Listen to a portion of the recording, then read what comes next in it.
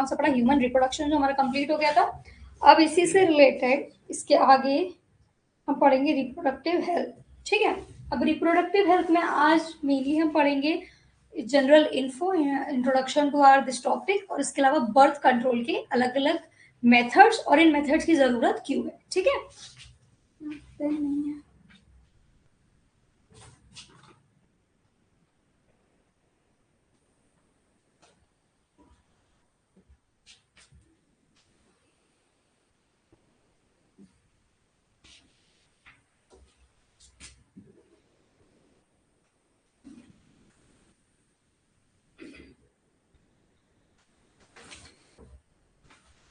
चलो ठीक है, तो क्या क्या लिखिए, वर्ल्ड और इंडिया की पॉपुलेशन क्या है इसके बारे में बात करेंगे। फिर problem associated with high population, इतनी बढ़ती जनसंख्या से क्या क्या दिक्कतों का सामना करना पड़ रहा है। फिर रीजंस क्या है, ये हाई पॉपुलेशन हो क्यों रही है, एंड पॉपुलेशन स्टेबलाइजिंग पॉलिसी, इस पॉपुलेशन को, बढ़ती पॉपुलेशन को कंट्रोल करने के लिए गवर्नमेंट ने ये क्या क्या पॉलिसीज स्टैब्लिश की गई है, इसके बारे में पढ़ेंगे, ठीक है। चलिए, सबसे पहले उन्होंने कहा कि हमने इवोल्यूशन चैप्टर में पढ़ा था कि लगभग 2 लाख साल पहले मॉडर्न ह्यूमन पहली बार हो गया, पेन नहीं मिल रहा था इसीलिए मैंने फोन काट दिया था। सबसे पहले अफ्रीका में आए थे, ठीक है। इसके बाद since then humans are dwelling, मतलब तब से ह्यूमंस इस प्लैनेट में अलग अलग जगह घूम रहे, फिर रह रहे हैं ना। ड्वेलिंग मतलब ये होता है। Although several factor like pandemic, famine, bottleneck effect क्या होता है, याद है किसी को, क्या होता है बॉटलनेक इफेक्ट, इवोल्यूशन में पढ़ा था कि किसी नेचुरल डिजास्टर, सुनामी, फ्लड, इन सब की वजह से पॉपुलेशन अचानक से कम होना। ये रिवीजन बिल्कुल मत करना। ऑल्सो सेवरल फैक्टर, बहुत सारे फैक्टर, जैसे पैंडेमिक्स, जैसे अभी कोविड आया था वो भी क्या थी, पैंडेमिक, फेमाइंस, बीमारियों का फैलना, वॉर, इन्वेजन, ये सारी चीजें जो है ह्यूमन की पॉपुलेशन को कई बार मतलब ग्रुप में किल कर देती थी, है ना, खत्म कर देती थी। चलिए, जब एग्रीकल्चर फर्स्ट टाइम वर्ल्ड में मतलब प्रैक्टिस होने लगी तो पॉपुलेशन लगभग 1.1 to 15 मिलियन थी। इसके बाद रोमन एम्पायर एरा जब आया तब 50 to 60 मिलियन पॉपुलेशन हो गई थी। मतलब ये बता रहे किस तरीके से पॉपुलेशन ग्रो कर रही है ना। तब देखिएगा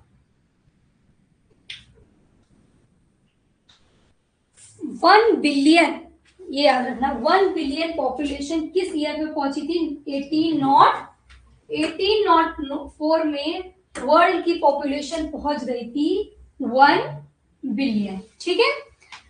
इसका देखिए करेंटली 2021 के सेंसस के अकॉर्डिंग वर्ल्ड की पॉपुलेशन 7.8 बिलियन हो चुकी है। इतनी पूरे वर्ल्ड की पॉपुलेशन 7.8 बिलियन हो चुकी है 2021 के सेंसस रिपोर्ट के अकॉर्डिंग, ठीक है। चलिए,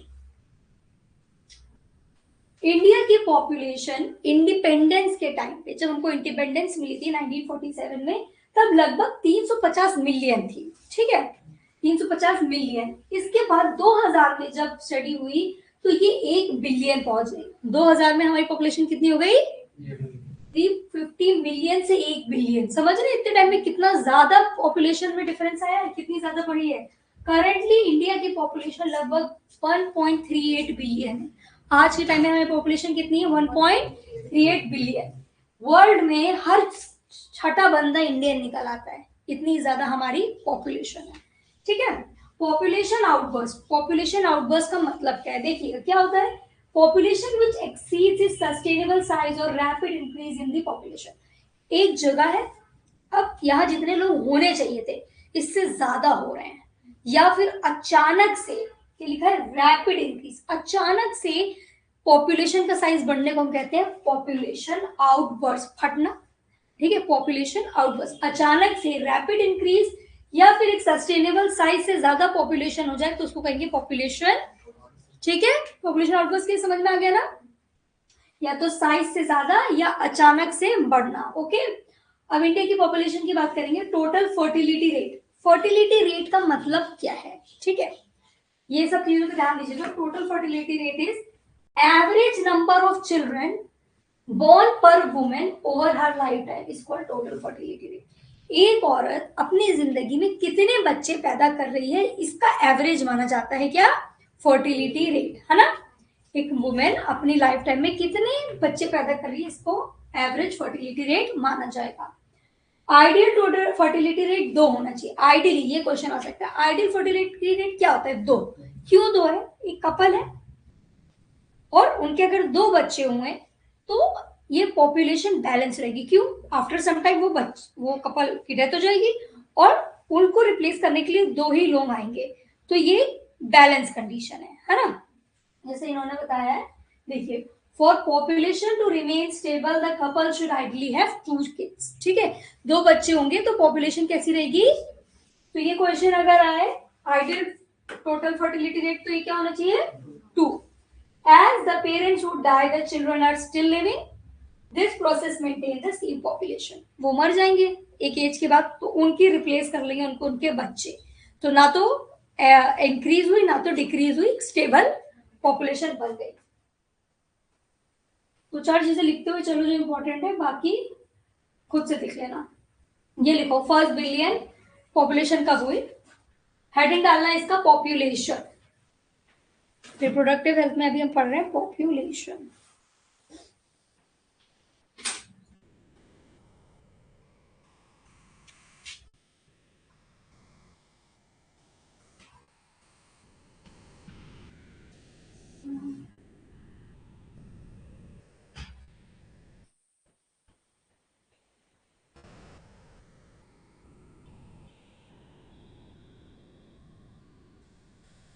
चले,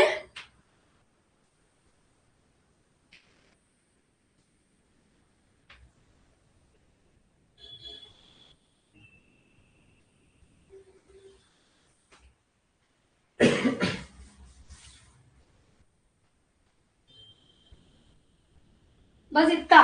ठीक है, इसके बाद ये लिखिए, इंडिपेंडेंस के टाइम इंडिया की पॉपुलेशन कितनी थी? 1947, और 2020 में 1 बिलियन पहुंच गई थी और करंट है 1.38 बिलियन। इसके बाद लिखिए, व्हाट इज पॉपुलेशन आउटबर्स्ट।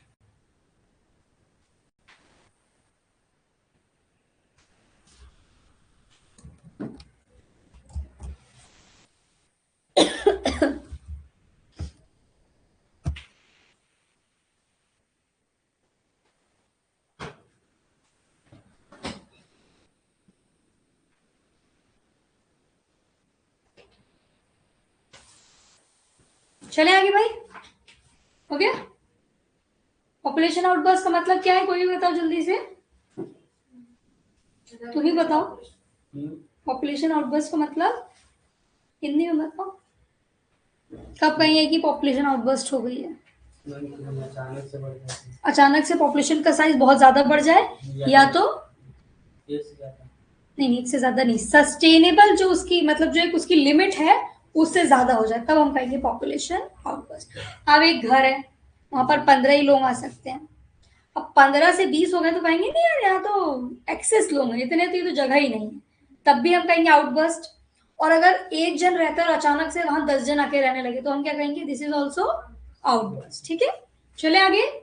चलिए, अब ये लिखिए, total fertility rate and ideal fertility rate.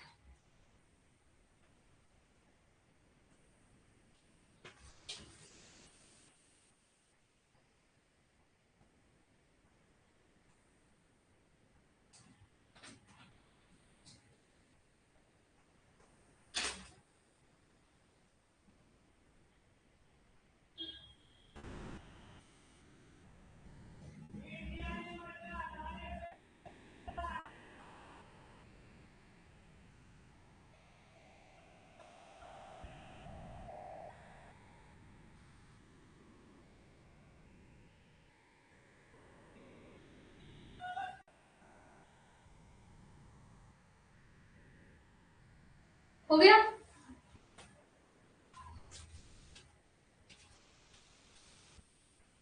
चलिए, नहीं हुआ था क्या?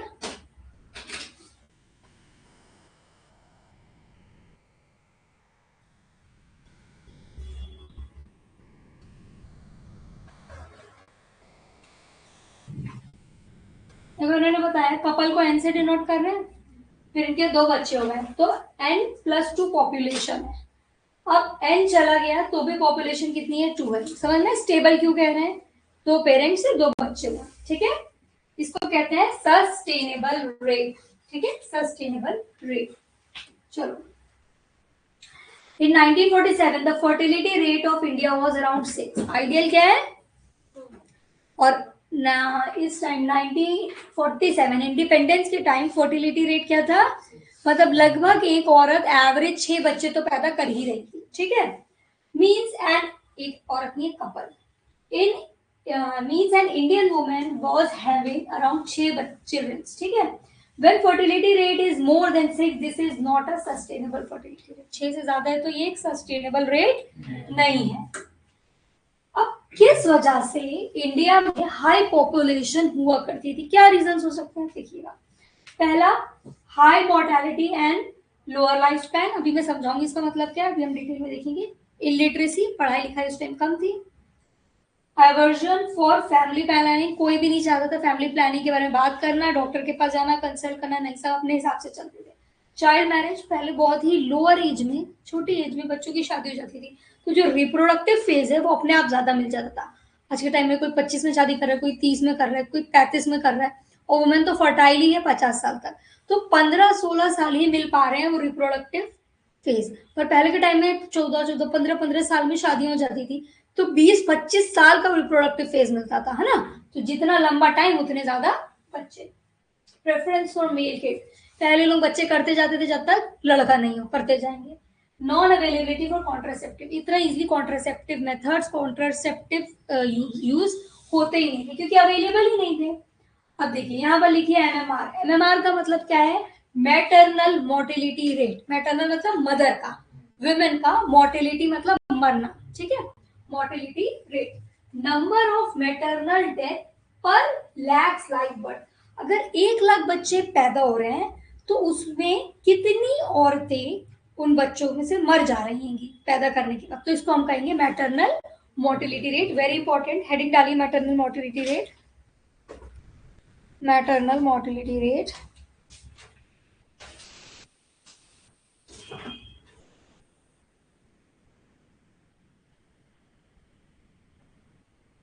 शॉर्ट फॉर्म इसका MMR.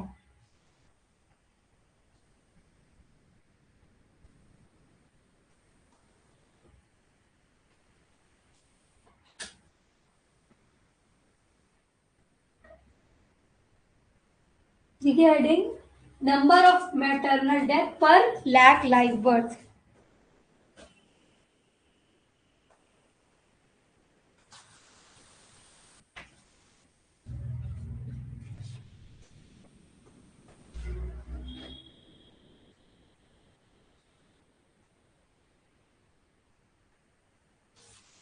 Number of maternal death per lakh live birth in a given year, एक साल में, इन अ गिवन ईयर। तो इसका फॉर्मूला कैसे होगा, लिखिए MMR is equal to maternal death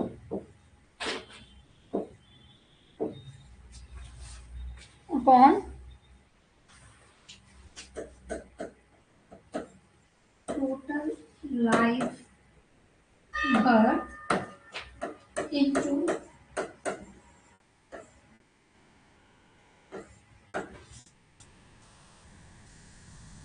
ठीक है। अगर एमएमआर को कोई एमसीक्यू आएगा तो कर लो, न्यूमेरिकल आएगा तो कर लोगे। जितनी मैटरनल डेथ हुई उसका जैसे 4, और total number of live birth कितने हुए हैं, जैसे 200 बच्चे पैदा हुए हैं और 4 डेथ हो गई, इसको इंटू कर देंगे 1 लाख से, तो निकल आएगा हमारा मैटरनल मोर्टिलिटी रेट। अब देखिए डेथ कब हुई, डेथ ये भी तो होना चाहिए, मैटरनल हमने लिखा ना मैटरनल डेथ, पर डेथ कब हुई, माँ बनने के तुरंत, या 10 दिन बाद, कि 20 दिन बाद, कब इसको मैटरनल डेथ में कंसिडर करेंगे, कब नहीं करेंगे। तो लिखिए death of a women, death of a women, maternal death का मतलब बता रही हूं मैं। Maternal death means death of a women, पहला लिखो during pregnancy, during pregnancy, second लिखो within 42 days of termination of pregnancy, मतलब बच्चे होने के 42 डेज बाद तक में, within 42 days of termination of pregnancy. And third लिखो, लिख लिया? थर्ड लिखिए ड्यू टू कॉज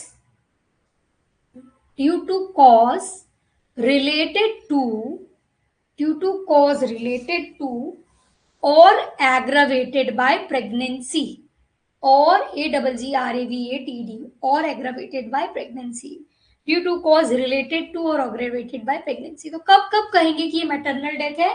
अगर औरत अपनी प्रेगनेंसी के टाइम मर रही है, या तो प्रेगनेंसी खत्म होने का मतलब बेबी होने के 42 डेज तक में के अंदर मर जा रही है, या तो किसी ऐसी वजह से मर रही है जो प्रेगनेंसी की वजह से हो गई या उसके वजह से बढ़ गई।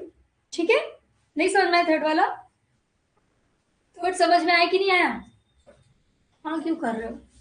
यहाँ फीस देते हो ना तो पूछा करो। अगर कोई औरत है उसको समझ लीजिए कुछ कई बार प्रेगनेंसी के टाइम बहुत सारे हॉर्मोन्स फ्लक्चुएशन होता है, लिवर में कई बार इन्फेक्शन हो जाता है एंड ऑफ द प्रेगनेंसी में, अब उस वजह से कोई फीमेल की डेथ हो गई, तो ये तो प्रेगनेंसी की वजह से हुई, मतलब ऐसे वो नॉर्मल थी पर उसको प्रेगनेंसी की वजह से क्या हुआ, लिवर में इन्फेक्शन हो गया और इतना सीवियर हो गया कि उसकी डेथ हो गई, तो भी मैटरनल डेथ में आएगी। अब एक विमेन है जिसको डायबिटीज है पहले से है, अब वो प्रेग्नेंट हो गई, अब प्रेगनेंसी की वजह से डायबिटीज की कंडीशन एग्रावेट हो गई, उस वजह से कुछ इश्यू हुआ और उसकी डेथ हो गई, तो दोनों ही वजह में क्या होगा, या तो प्रेगनेंसी की वजह से बीमार पड़ी या कोई पहले से कंडीशन है पर प्रेगनेंसी की वजह से वो कंडीशन और खराब हो गई, दोनों ही आएगा मैटरनल डेथ। अभी समझ में आया? चलिए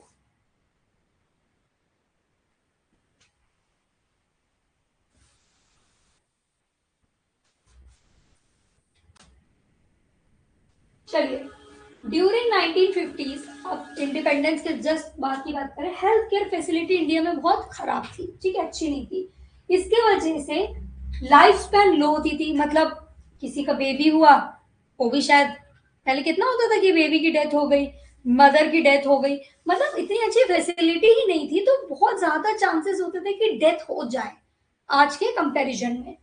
इसके वजह से क्या हुआ, लोगों का ये बिलीव हुआ यार अगर एक बच्चा करेंगे कहीं ये मर गया तो जिसको बीमारी हुई तो हमारे बच्चे नहीं रहेंगे, तो लोग ज्यादा बच्चे करते थे ये सोचकर कि अगर 10 रहेंगे तो 5 तो बचेंगे, ऐसा बिलीव था उस टाइम के लोगों का। किस वजह से?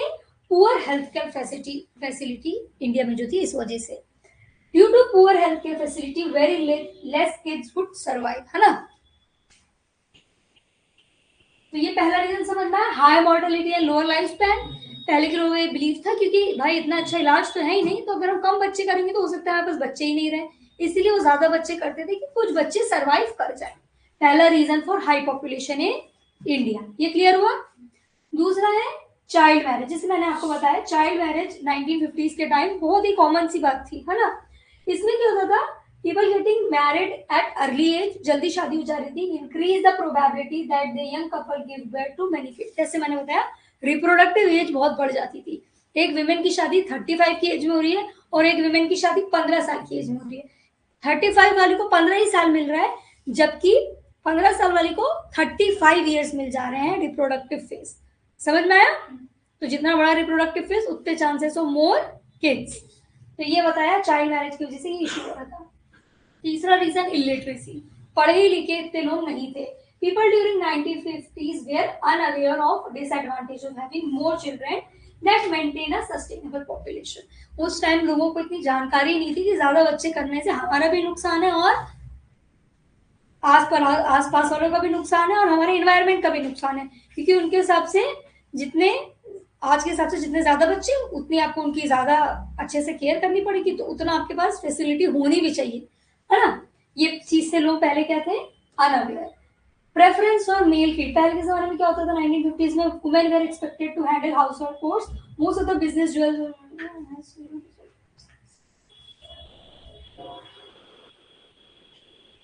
उन्होंने कहा है कि पहले के जमाने में ये होता था कि ज्यादातर लड़कियां पहले घर का ही काम करती थी, अब उस वजह से लोगों को लगता था अगर हमारे लड़के नहीं होंगे, बालक नहीं होंगे तो हमारा धंधा पानी कौन संभालेगा, तो जब तक लड़कियां जब तक लड़के नहीं होते थे तो वो बच्चे करते ही जाते थे, और इस वजह से कई बार लड़कियों को बहुत गलत ट्रीटमेंट भी मिलता था उस टाइम में। ठीक है, थर्ड समझ में आया? एवर्जन फॉर फैमिली प्लानिंग, जैसे मैंने आपको बताया पहले के लोगों को नहीं बात करनी होती थी इस बारे में।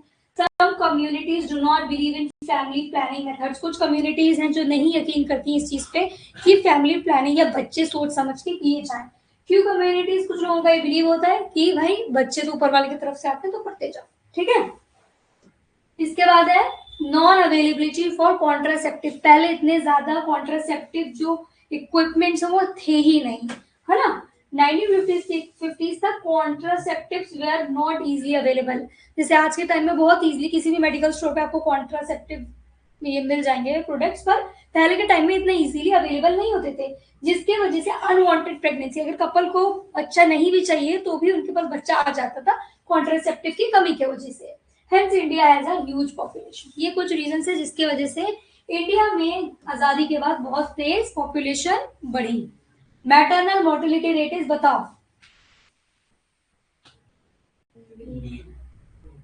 है? तुम ये बोल रहे हो, अभी ये क्यों बोलो फिर?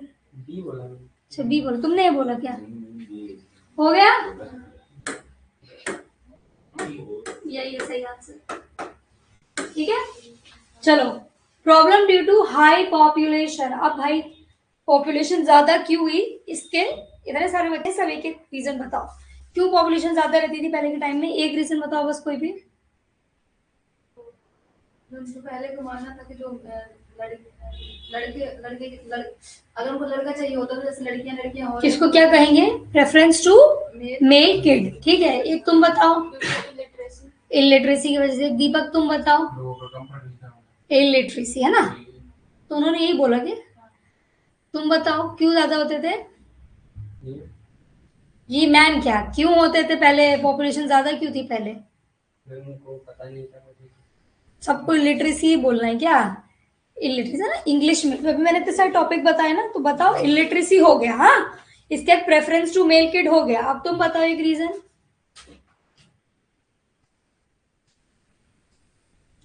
पहले इतनी जनसंख्या क्या क्यों थी, इतनी देर से मैं पढ़ा रही हूँ एक भी चीज घुसी नहीं क्या दिमाग में, या स्टोरी की तरह सिर्फ सुनते रहते हो? अर्ली मैरिज, अर्ली मैरिज, फिर बताओ और, तुम बताओ। Due to shortage of contraceptive, due to shortage of या फिर अनअवेलेबल कॉन्ट्रासेप्टिव वेज, और क्या था?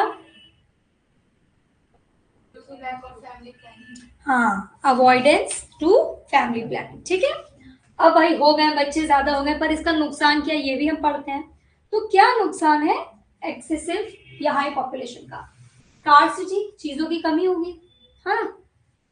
शॉर्टेज ऑफ फंड, फंड की कमी होगी, फाइनेंशियल। ओवर कंजप्शन, हर चीज ज्यादा ज्यादा लगेगी, है ना। इकोलॉजिकल इम्बैलेंस, और हमारी इकोलॉजी में भी इम्बैलेंस आएगा।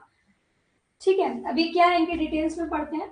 ये लिखा तुम लोग ने, मैंने ये लिखा है था रीजन फॉर हाई पॉपुलेशन, लिख लोगे? सिर्फ इसके ये नाम लिख लो, बाकी अंदर का आप लोग खुद कर लेना। लिखोगे तो कम से कम याद तो रहेगा, वरना भी कहानी की तरह सुनते रहोगे।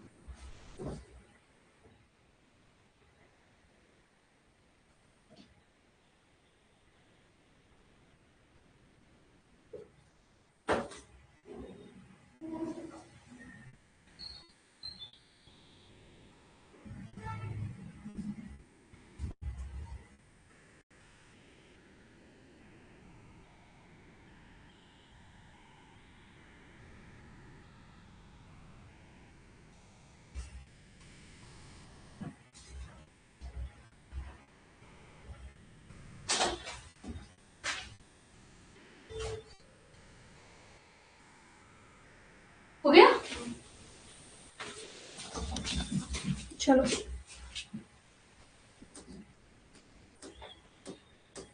स्कार्सिटी का मतलब क्या है? ज्यादा पॉपुलेशन होने की वजह से जो बेसिक रिक्वायरमेंट है, जैसे कि खाना, शेल्टर, घर, कपड़े, ये सब बढ़ जाते हैं। एक बच्चा है तो एक ही का करना है, अब 10 बच्चे हैं तो उतना ज्यादा रिक्वायरमेंट है। इस requirement since these requirements are limited, this condition leads to scarcity of basic requirement. इस वजह से कई बार क्या होता है, बच्चों में उतना जितना उनको रिक्वायरमेंट है वो फुलफिल नहीं हो पाती है कमियों की वजह से, ठीक है। इसके बाद शॉर्टेज ऑफ फंड, फाइनेंशियल बोल रहे हैं, ओवर पॉपुलेशन की वजह से हमारे इन्वायरमेंट अनएम्प्लॉयमेंट आती है। इनका ये बिलीव है कि भाई अगर कम बच्चे होंगे तो कम नौकरियां देनी पड़ेंगी, और ज्यादा बच्चे होंगे तो ज्यादा नौकरियां देनी पड़ेंगी, और गरीबी भी इस वजह से आती है। Huge population create shortage of fund provided by government which leads to poverty, ठीक है। समझ में आया? शॉर्टेज ऑफ फंड का मतलब क्या कह रहे हैं?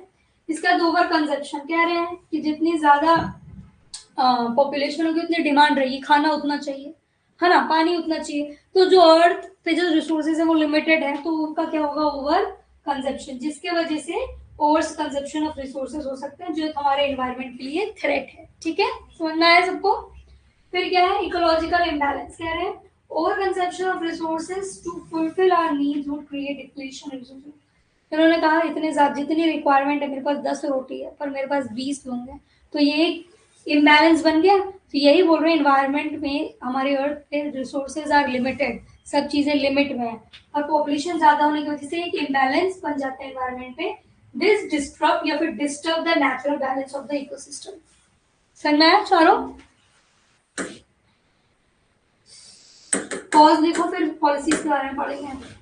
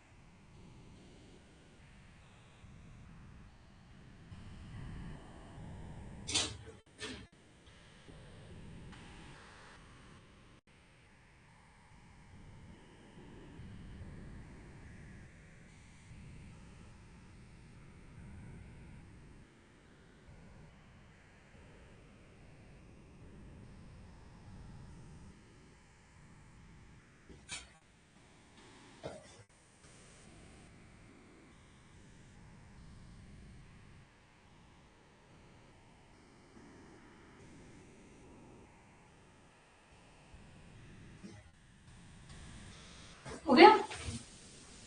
बोल दिया करो भाई। चलो, अब ये सब प्रॉब्लम्स को देखते हुए गवर्नमेंट ने कुछ पॉलिसीज इंट्रोड्यूस करी। हेडिंग डालिए population stabilising policies. Population stabilising policies,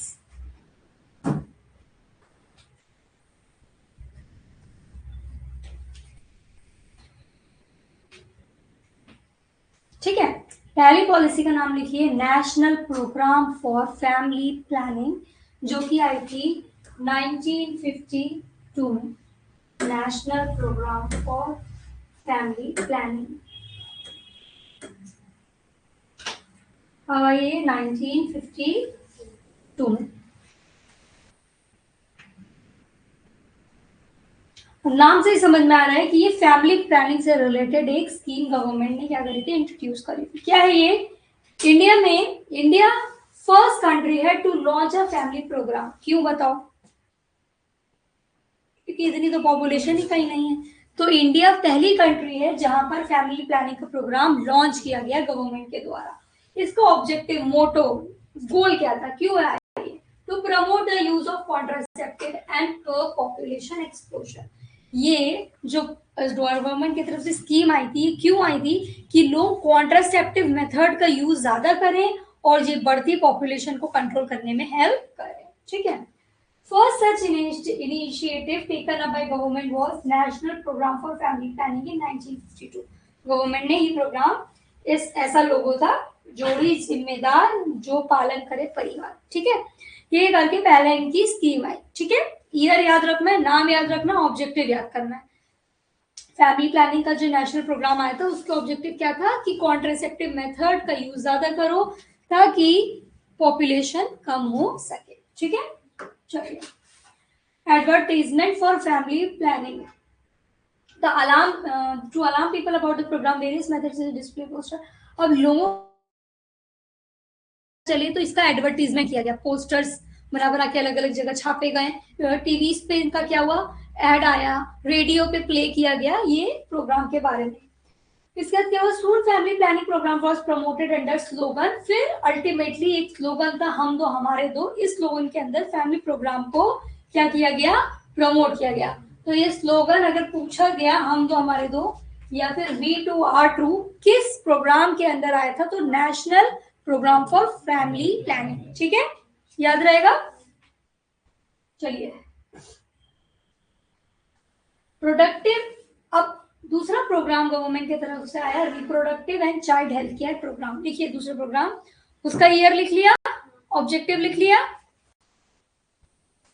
ये लिखिए reproductive and child health care programme.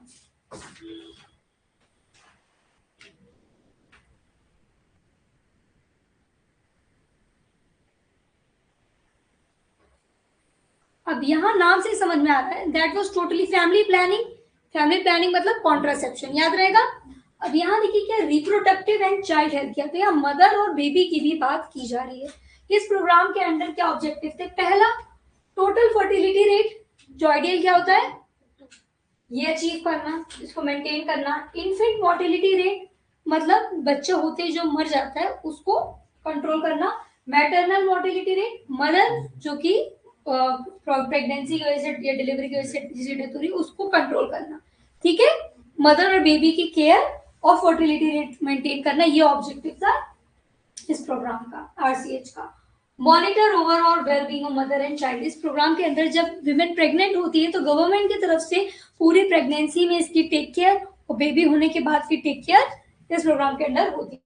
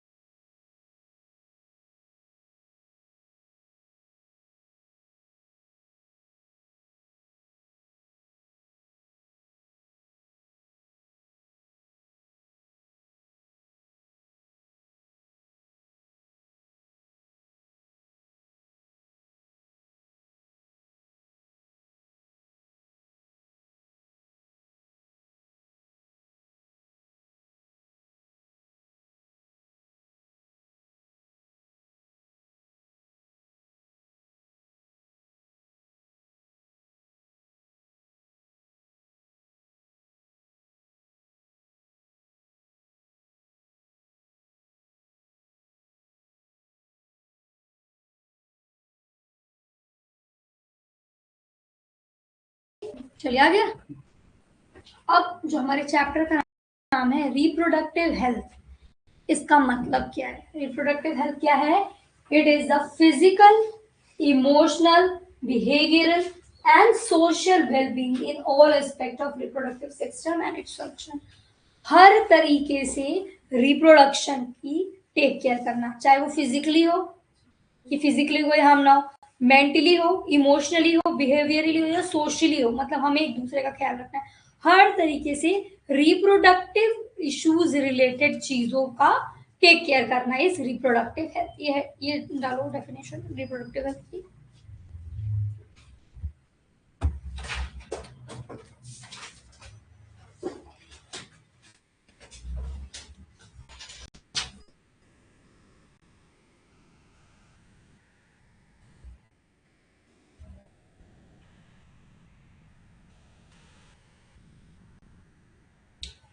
Previous chapter के नोट्स लिख लिए जो मैंने नहीं लिखवाए थे?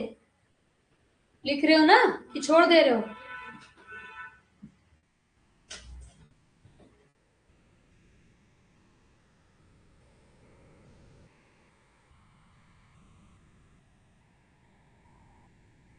चले आगे।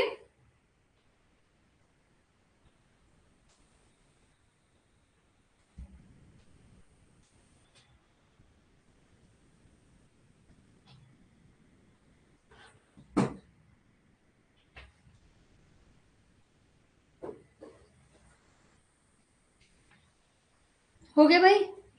चलो अब देखिए, आउटकम ऑफ स्टेबलाइजिंग पॉलिसीज। ये जो पॉलिसीज आई RCH and national,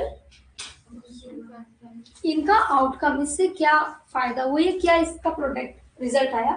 first and foremost outcome was people got access to good health care. सबसे पहला फायदा ये हुआ, लोगों को एक अच्छा हेल्थ केयर सिस्टम मिला, है ना।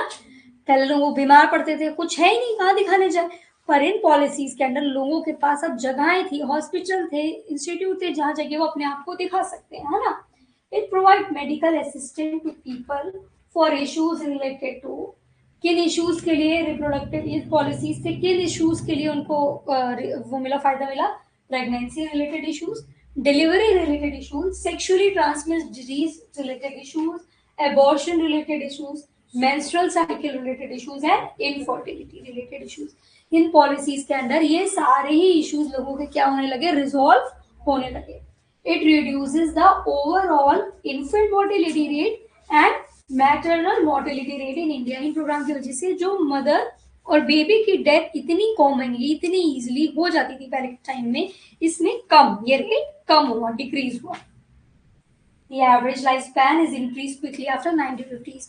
अच्छी हेल्थ केयर है, लोग बीमार पड़ रहे हैं तो इलाज हो जा रहा है, तो लोग जो सारी सी बीमारियों से मर जा रहे थे वो नहीं हो रहा है ऐसा, तो इस वजह से उनकी जो लाइफ स्पैन है वो अपने आप ही बढ़ गई।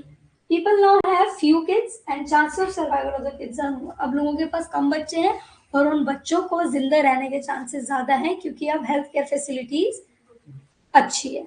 समझ में आया इन पॉलिसीज का फायदा क्या हुआ? चलिए, implementation of these policies increase the marriageable age. अब इन पॉलिसीज के आने के बाद जो मैरिजेबल एज है फीमेल की 18 कर दी गई है, इसके पहले शादी इज नॉट अलाउड, और मेल्स की 21। गवर्नमेंट के हिसाब से 18 और 21 साल की उम्र के बाद ही शादी हो सकती है मेल और फीमेल की। This solve the problem of child marriage. इस वजह से जो बचपने में शादी हो रही थी उसका भी रिजोल्यूशन हो गया, है ना। It prevents couple from having more children during their lifetime। इस वजह से अपने आप ही सारे रिजोल्यूशन हो लगे, एक प्रॉब्लम सॉल्व हुई, दूसरे का रिजोल्यूशन हो गया। जो रिप्रोडक्टिव एज है, जब शादी लेट होने लगी तो वो कम हो गई, बच्चे भी कम होने लगे। समझ में आया सबको? तो बता रहे किस तरीके से लिटरेसी रेट ईयर्स के हिसाब से बढ़ा ना, लेकिन कैसे था, फिर साल बाय साल 2000 तक बढ़ता ही गया। From the graph it is evident that how literacy rate increase after 1950s। 1950 के बाद पढ़ाई लिखाई की, लोगों ने थोड़े जागरूक हुए, अवेयर हुए इस बारे में और पढ़ना लिखना चालू किया। Policies played important role in bringing awareness. अब इन पॉलिसीज से लोगों में जागरूकता पैदा हुई। पहले तो किसी को कुछ पता ही नहीं था, है ना, पर जब ये पॉलिसीज आई तो लोगों को लिटरेट हुए इस चीज के लिए, उनके बारे में पता चला और अवेयरनेस फैली। People were educated about the negatives of having more children. लोगों को समझाया गया ज्यादा बच्चे करने के क्या नुकसान है, पहले इनको नहीं पता था।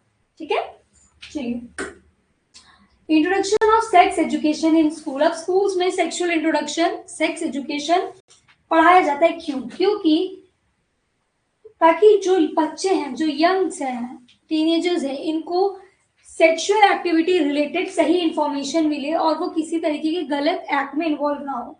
Sex education will discourage them to believe in myths and having income. इसकी वजह से क्या हुआ, जब सही एजुकेशन मिलेगी तो जो उनके पास रॉन्ग इन्फॉर्मेशन है, मिथ्स है, जो पूर्वज उनको बताते हुए आ रहे हैं, इससे ये बाहर निकलेंगे और क्या सही है क्या गलत है खुद डिसाइड कर पाएंगे जब उनको सही इंफॉर्मेशन मिलेगी। This also reduce the chances of getting STDs. पहले के जमाने में सेक्सुअली ट्रांसमिटेड इन्फेक्शन डिजीज बहुत कॉमनली हो जाते थे, क्योंकि लोगों को पता ही नहीं था इनसे कैसे बचे, कैसे प्रिवेंट करें, हम अपने आप को कैसे सेफ रखें। पर सेक्स एजुकेशन मिलने की वजह से अब इन सब चीजों के चांसेस बहुत कम हो गए। जिनको सही इन्फॉर्मेशन मिल रही है, अगर वो सही तरीके से इसको फॉलो करते हैं तो इन तरीके के इश्यूज इनमें कम देखे गए। अवेयरनेस, एजुकेटिंग फर्टाइल कपल, जो कपल है जो फर्टाइल है, मतलब अभी अपने रिप्रोडक्टिव एज में है, बच्चे करना चाहता है, उनको क्या एजुकेशन मिली? बर्थ कंट्रोल ऑप्शन, किस तरह से आप, अगर आपको बेबी नहीं चाहिए, अगर आपको भी प्रेग्नेंट नहीं होना है, कंसीव नहीं करना है, तो आप उसको कैसे अवॉइड कर सकते हैं। केयर ऑफ प्रेग्नेंट मदर, अगर एक फीमेल है वो प्रेग्नेंट हो गई है, पहले के जमाने में नहीं पता होता था कि हमें कैल्शियम खाना है, आयरन खाना है, फॉलिक एसिड लेना है, कब लेना है, कितना लेना है, पर आज के टाइम में डॉक्टर्स बताते हैं कि आपको 3 मंथ ये कैल्शियम लेना है, फिर उसके बाद आपको इस मंथ में फॉलिक एसिड लेना है, ये बेबी के डेवलपमेंट के लिए जरूरी है, उनके ब्रेन डेवलपमेंट के लिए जरूरी है। तो ये एजुकेशन मिली उन वुमेन को जो प्रेग्नेंट है। पोस्ट नेटल केयर, बच्चे होने के बाद अपना ख्याल कैसे रखना है इसके बारे में पता चला। Importance of breast feeding, breast feeding कितनी जरूरी है बच्चे के लिए और इवन मदर के लिए भी। अभी कुछ टाइम पहले तक वुमेन से ब्रेस्ट फीडिंग काफी हद तक स्टॉप कर दी थी किसी भी रीजन की वजह से, तो हम देख रहे थे कि ब्रेस्ट कैंसर के केसेस बहुत ज्यादा आ रहे थे। तो breast feeding is good for baby as well as mother, ठीक है, दोनों के लिए फायदेमंद होता है। प्रोवाइडिंग इन्फॉर्मेशन अबाउट इन पॉलिसीज, इनमें क्या क्या जानकारी मिली? रिप्रोडक्टिव ऑर्गन्स के बारे में, पहले लोग जानते ही नहीं थे कि रिप्रोडक्टिव ऑर्गन क्या होते हैं, इंटरनल एक्सटर्नल, किसका क्या फंक्शन है। एडोलेसेंस, एडोलेसेंस मतलब जब हमारा सेकेंडरी सेक्सुअल कैरेक्टर डेवलप होने लगता है, प्यूबर्टी, है ना। Safe and hygiene sexual practices, किस तरीके से हम सेक्सुअल प्रैक्टिसेस जो इनको सेफ रख सके और हाइजीनिक रख सके ताकि इन्फेक्शन होने के चांसेस कम हो। सेक्सुअली ट्रांसमिटेड डिजीज, एसटीडीज के बारे में भी लोगों को इन पॉलिसीज के बारे के द्वारा पता चला। समझ में आया सबको? ठीक है, इसको गो थ्रू करना है, जो लिखने लायक को लिखे और समझ ऐसा लिख देना कि एक बार रीड कर सको आप लोग। चलिए आगे, statutory ban on foetal sex determination, इसके बाद इन पॉलिसीज के बाद बच्चे का सेक्स डिटर्मिनेशन करना बैन कर दिया गया, ताकि लोग जो फीमेल फिटिसाइड करते थे कि फीमेल बेबी को किल कर देते थे इन वूम ओनली, वो कम हो गया। क्या हुआ? The policies aimed at legally banning foetal sex determination such as amniocentesis and sex determination, ठीक है। इन पॉलिसीज के चलते एम्नियोसेंटेसिस अगर आए तो इसका मतलब क्या होता है? एमनियोटिक फ्लूइड को करके टेस्ट करना, ये प्रोसेस, और अल्ट्रासाउंड करा कर बच्चे का सेक्स डिटरमाइन करना कि वो मेल है कि फीमेल, इसके ऊपर बैन लगा दिया गया कि आप ये नहीं कर सकते। Foetal sex determination often lead to people to extreme step like female sex foeticide, ये कह रहे हैं कि सेक्स डिटर्मिनेशन कराने से कई बार लोग इनह्यूमन, बहुत ही क्रूर स्टेप ले लेते थे, जैसे कि बच्चे को अगर वो फीमेल रहे तो उसको किल कर देते थे, ठीक है, इसीलिए इसको बैन लग गया। अब देखिए, research has provided newer better and easy ways to family planning, अब जब रिसर्चेज हुई, पढ़ाई लिखाई हुई, उसके ऊपर रिसर्च करे गए, तो बेटर फैमिली प्लानिंग के कॉन्ट्रासेप्टिव मेथड आगे बढ़कर आए, जैसे कि एग्जाम्पल वेरी इंपॉर्टेंट, सहेली। सहेली ये क्या है? सहेली ये first and only, first and only non hormonal oral contraceptive पिल। कैसी है? नॉन हार्मोनल, ये हार्मोनल नहीं है।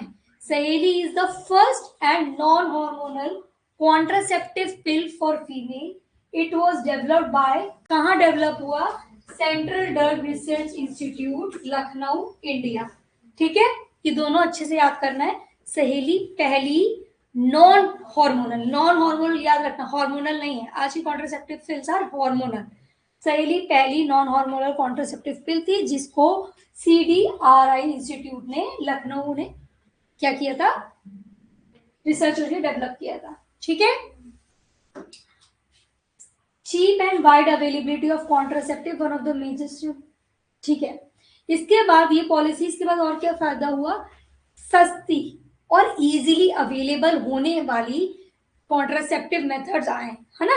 अगर वो महंगा होगा तो भी लोग यूज नहीं कर सकते, और अगर इजीली मिलेगा नहीं तो भी लोग यूज नहीं कर सकते। Community based distribution of contraceptive, अब क्या हुआ? लोग ना घर घर जाके कॉन्ट्रासेप्टिव जो वेज हैं इनको बता रहे थे, और एक दूसरे को जो वॉलेंटियरली जो उनके वर्कर्स थे वो जाकर दे रहे थे घर घर। Contraceptive at medical shops and health care centre, अब इजिली मेडिकल शॉप्स में कॉन्ट्रासेप्टिव्स अवेलेबल होने लगे थे। इसके बाद फ्री डिस्ट्रीब्यूशन, सरकार फ्री में ये कॉन्ट्रासेप्टिव्स जो थे डिस्ट्रीब्यूट करा रहे थे। Under certain programme contraceptives are distributed free. ठीक है, समझ में आया?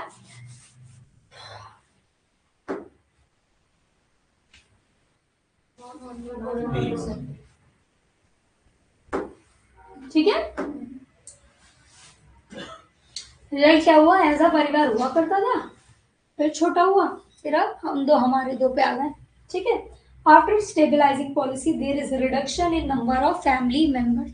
अभी ये बताओ, समझ में आ रहा है? वरना कहोगे मैम इंग्लिश में पढ़ रही हैं, जाके बोलोगे सर है। समझ में आ रहा है? मैं रीड करके आपको हिंदी में एक्सप्लेन भी कर रही हूँ। किसी को कोई इशू है?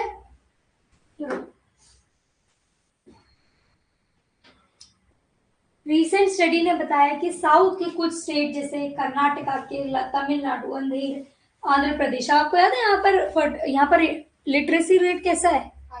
बहुत ज्यादा है। यहाँ बहुत पढ़े लिखे लोग हैं साउथ में। ये ऑलरेडी फर्टिलिटी रेट 2 से भी कम ला चुके हैं। ठीक है, so there is still hope for India to achieve stabilising population. अभी भी उम्मीद है कि इंडिया की पॉपुलेशन कंट्रोल हो जाएगी। चलिए,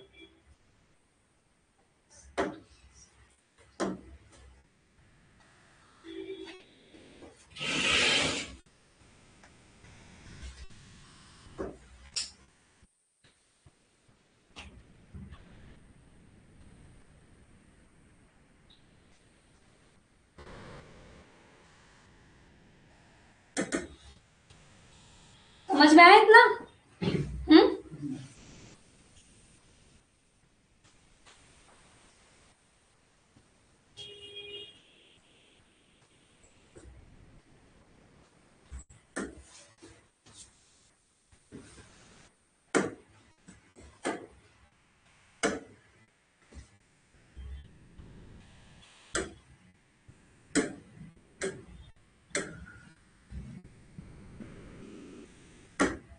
चलिए देखिए, आप सबको याद है मेंस्ट्रुअल साइकिल कौन कौन से फेज होते थे?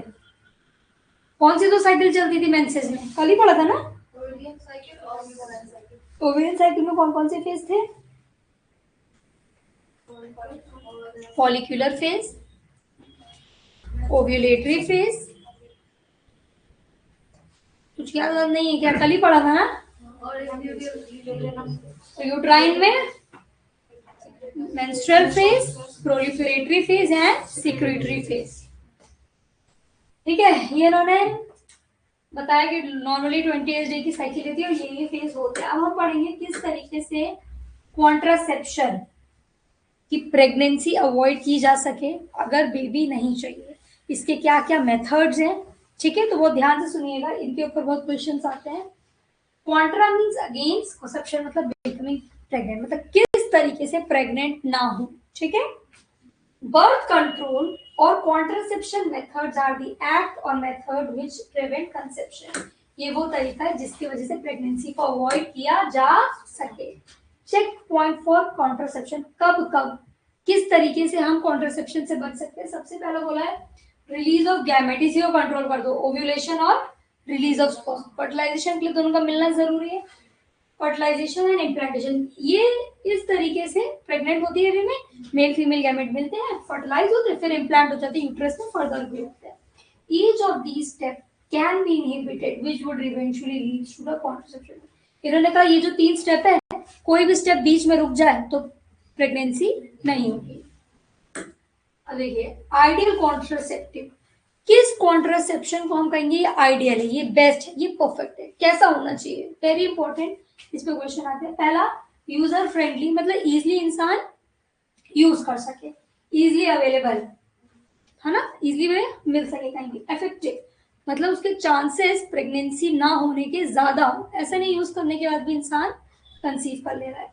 रिवर्सिबल, नो ली साइड इफेक्ट, मतलब कॉन्ट्रासेप्टिव ऐसा होना चाहिए जिसको जब यूज करें तो जब हम वो कॉन्ट्रासेप्शन हटाएं तो इंसान बैक टू नॉर्मल हो जाए और इसका साइड इफेक्ट भी ज्यादा ना हो।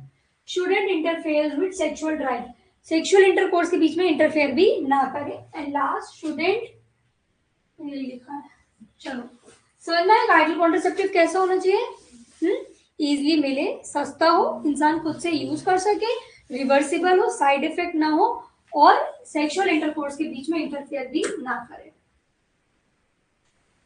ये है मेथड्स जिनके थ्रू कॉन्ट्रासेप्शन अचीव किया जा सकता है। नेचुरल मेथड, इनके अंदर भी 2-3 आएगा।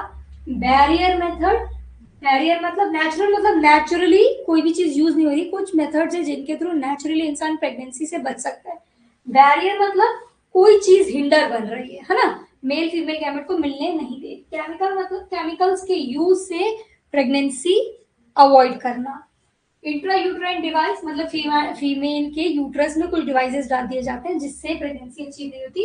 And last is surgical. तो ये ब्रॉडली क्लासिफाई किया। अब इनके अंदर क्या क्या मेथड्स आते हैं, इसके अंदर क्या आएगा, इसमें क्या आएगा, इसमें क्या आएगा, ये वह पढ़ेंगे। समझ में आ रहा है? चलो, सबसे पहला आता है नेचुरल मेथड। नेचुरली प्रेगनेंसी कैसे अवॉइड की जाए, ठीक है? सुनिएगा, नेचुरल में क्या है, क्या कर रहे हैं, आपको फर्टिलाइजेशन ही ना हो तो प्रेगनेंसी नहीं होगी, तो ओवम और स्पर्म को मिलने से ही रोक दो, है ना। ओवम और स्पर्म नहीं मिलेंगे तो प्रेगनेंसी ही नहीं होगी, ये दोनों को मत मिलने दो। नो नीड ऑफ केमिकल और फिजिकल इक्विपमेंट। नेचुरल मेथड में हमको किसी भी तरीके के केमिकल की या कोई भी इक्विपमेंट की, केमिकल की जरूरत नहीं होती। Temporary in nature, natural method जो है वो टेम्पररी है, यानी परमानेंट सॉल्यूशन है। जब तक आप फॉलो करोगे तब तक आप प्रेग्नेंट नहीं होंगे, ठीक है। इसमें सबसे पहला आता है पीरियोडिक एब्स्टिनेंस, इसको कहते हैं rhythm method, very important. Heading डालो कॉन्ट्रासेप्टिव मेथड, फ्लो चार्ट बना लो बस। ये फ्लो चार्ट बनाओ, ये पूरा एक लाइन में लिखना, इसके नीचे का मैं लिखवाती जाऊंगी, ठीक है।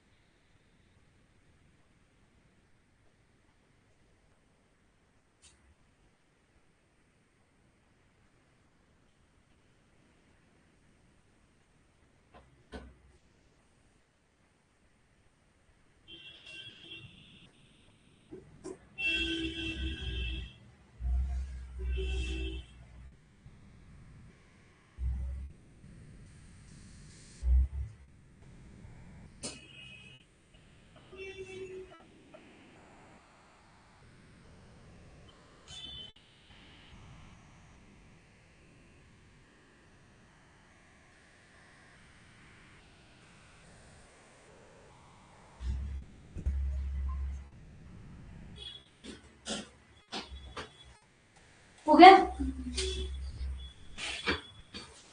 अब ये जो नेचुरल मेथड है, इसके नीचे पहला डालो ऐसे करके पीरियोडिक एब्स्टिनेंस। नेचुरल क्या होता है ये आप लोग देख लेना, है ना, ये बाद में लिख लेना, मैं एक फ्लो चार्ट बना रही हूँ। इसमें फर्स्ट डालिए नेचुरल में पीरियोडिक एब्स्टिनेंस या रिदम मेथड।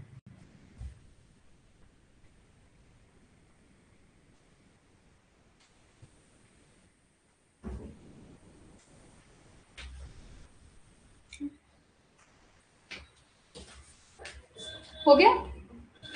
मुझे बताओ अंजनी, फर्टाइल विंडो क्या होती है? कल पढ़ा था हम लोगों ने। सृष्टि क्या होती है फर्टाइल विंडो, पता है? दीपक तुम्हें पता है? हर्ष पता है फर्टाइल विंडो क्या होती है? मोस्ट फर्टाइल पीरियड जो फीमेल कब होता है पता?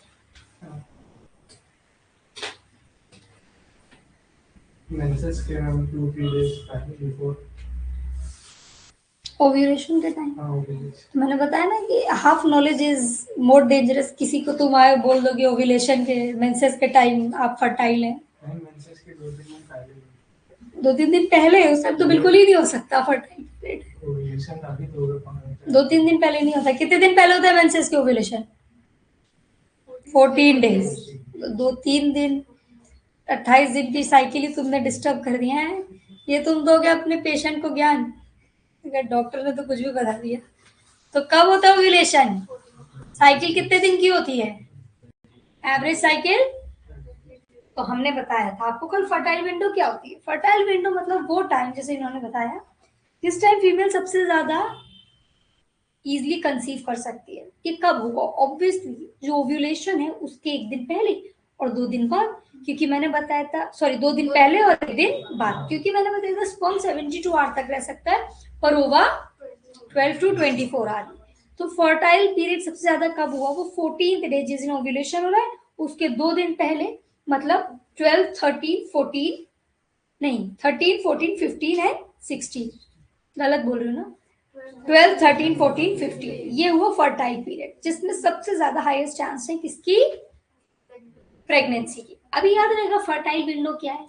वर्ड पे तो जाया करो, 1 मिनट को सोचते भी नहीं बस फट जाती है कि अल्लाह क्या है ये। फर्टाइल विंडो, फर्टाइल मतलब जिस टाइम सबसे ज्यादा पॉसिबिलिटी है, चांस है प्रेग्नेंट होने की, विंडो मतलब पीरियड, अभी याद रहेगा। और कब विमेन सबसे ज्यादा फर्टाइल रहती है? ओव्यूलेशन के टाइम पे। समझ में आया? अब पहले जब क्वेश्चन पूछा जाए तो 1 मिनट सोचा करो इसका मतलब क्या हो सकता है। जब आप सोचोगे तो हो सकता है क्लिक कर जाए, मैम ने ये पढ़ाया था। पीरियोडिक एब्स्टिनेंस का मतलब, अब हम फर्टिलिटी की बात नहीं कर रहे, अब हम ये बात करें कि कैसे प्रेग्नेंट होने से बचा जाए। ठीक है, तो पहला है नेचुरल मेथड में periodic abstinence. It is periodic मतलब बिटवीन इंटरवल, एब्स्टिनेंस मतलब एब्सेंट, मतलब जो सबसे फर्टाइल टाइम है उस टाइम सेक्सुअल इंटरकोर्स अवॉइड किया जाए, है ना। जिस टाइम प्रेग्नेंट होने के चांसेस सबसे ज्यादा है उस टाइम सेक्सुअल इंटरकोर्स क्या किया जाए? अवॉइड किया जाए। Hence, it is in this method couple avoids coition for certain days of menstrual cycle. Menstrual cycle के जो सबसे फर्टाइल पीरियड है उस टाइम पे coition couple अवॉइड करता है। ठीक है, इसको कहते हैं पीरियोडिक एब्स्टिनेंस। समझ में आया? अब ये मेथड मेल और फीमेल दोनों के लिए है ना, दोनों को अवॉइड करना पड़ेगा। रिवर्सिबल है ऑब्वियसली, इसमें कुछ तरीके का तो स्टॉपेज तो लग नहीं रहा, ये तो बाइबल है। एंड शॉर्ट टर्म है, थोड़ी देर का इफेक्ट है ना, जब तक आप अवॉइड करोगे। पीरियोडिक एब्स्टिनेंस में क्या कहा जा रहा है? देखिए, involves avoiding question from day 10 to 17 for extra precaution. जो फर्टाइल विंडो के भी 2-3 दिन पहले 2-3 दिन बाद का लेके चल रहा है, ये डे याद रखना है, इस पे क्वेश्चन आते हैं। डे 10 to 17 के बीच का जो पीरियड है, पीरियड मेंस्ट्रुअल साइकिल का, ये इस टाइम पे अवॉइड किया जाता है कपल द्वारा क्वेश्चन। ठीक है, दिस इज बिकॉज क्यों? Ovulation occur around 14th day, the ovum remain viable for 1 to 1.5 day by 12 to 24 hours and sperm survival for 3 days. This makes 10 to 70 day of the menstrual cycle very fertile. इस वजह से जो 28 दिन की cycle है इसमें 10 से 17 तारीख तक का जो पीरियड है, इस टाइम प्रेग्नेंट होने के चांसेस सबसे ज्यादा होते हैं and chance fertilisation are very high. ये है फर्टाइल पीरियड, और ओव्यूलेशन से यहाँ पे क्या कर रहे हैं? ये अवॉइड कर रहे हैं इस टाइम पे क्वेश्चन ही नहीं होगा तो फर्टिलाइजेशन नहीं होगा, फर्टिलाइजेशन नहीं होगा तो। समझ में आया पीरियोडिक एब्स्टिनेंस का मतलब क्या है? अब दूसरा है हमारा, देखिए, even if the sperm enter vagina tract during question on remaining days of cycle except swim through the cervical canal. ठीक है, इन्होंने कहा कि अगर 10 से 17 दिन के अलावा किसी दिन क्वेश्चन होता है, अगर स्पर्म मेल की वेजाइना से यूट्रस से फैलोपियन ट्यूब के एम्पुला तक पहुंच भी जाते हैं तो वहां ओवम ही नहीं रहेगा कि वो उसको फर्टिलाइज कर सके, तो प्रेगनेंसी नहीं होगी। समझ में आया?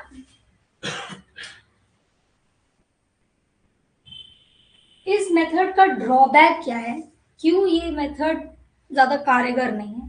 क्योंकि The accurate time of ovulation cannot be predicted. 14th day कौन सा है ये आप एग्जैक्टली नहीं बता सकते हो, है ना। किसी की साइकिल कभी डिस्टर्ब हो रही है तो कैसे बताओगे? तो एग्जैक्टली किस दिन ओव्यूलेशन हो रहा है ये हम बता नहीं सकते हैं। पहले के टाइम में तो बिल्कुल नहीं बता सकते थे, आजकल तो फिर भी किट आ रही है ना। और ये बहुत हेक्टिक प्रोसीजर है ना, ये याद रखना कब होगा कब नहीं होगा। तो पहला ड्रॉबैक है कि ओव्यूलेशन की एग्जैक्ट डेट हम बता नहीं सकते, इसलिए 10 से 17 डे कौन सा होगा ये भी प्रेडिक्ट करने के चांसेस थोड़े कम है। So it limits the efficiency. तो ये इस मेथड की कारीगरता को थोड़ा कम कर देता है ना। However, by predicting the ovulation date properly and also by abstaining from the progenitor period, इन्होंने कहा फिर भी अगर आपने अपने ओवुलेशन की डेट एग्जैक्ट पता कर ली और ये आपने अवॉइड कर लिया तो 80 से 87% चांसेस है कि आप प्रेग्नेंट नहीं होंगे बाकी दिनों में। तो this is a big amount है ना, 80 to 87% चांसेस रहता है कि बाकी दिन में विमेन प्रेग्नेंट नहीं होगी। हो गया, समझ में आए। दूसरा है नेचुरल मेथड में कोआइशन इंटरप्ट्स, वर्ड्स याद रखना। पहला था पीरियोडिक एब्स्टिनेंस, मतलब किसी टाइम में एब्सेंट ऑफ क्वेश्चन नहीं किया जा रहा है क्वेश्चन। फिर दूसरा मेथड विथड्रॉल मेथड या क्वेश्चन इंटरप्ट्स। समझ में आया। इसमें क्या होता है देखिए, ये सिर्फ मेल के लिए होता है, वो मेथड फॉर मेल फीमेल दोनों था, पर ये सिर्फ मेल कर सकते हैं, ये भी रिवर्सिबल है और शॉर्ट टाइम के लिए होता है। इसमें क्या होता है देखिए, male withdrawal penis from vagina before ejaculation, ejaculation के पहले ही मेल पीनिस वेजाइना से हटा लेता है। अवॉइड इंसेमिनेशन, इस तरीके से इंसेमिनेशन ही नहीं हो पाता, सो कंसेप्शन इज अवॉइडेड। ठीक है, this withdrawal the withdrawal of this method is that some sperm enter vagina before ejaculation. तो क्या हो रहा है इसमें, मेल क्या करते हैं, बिफोर इजैकुलेशन इंसेमिनेशन विड्रॉल कर लेते हैं पीनस फ्रॉम वेजाइना। सेकेंड मेथड समझ में आया।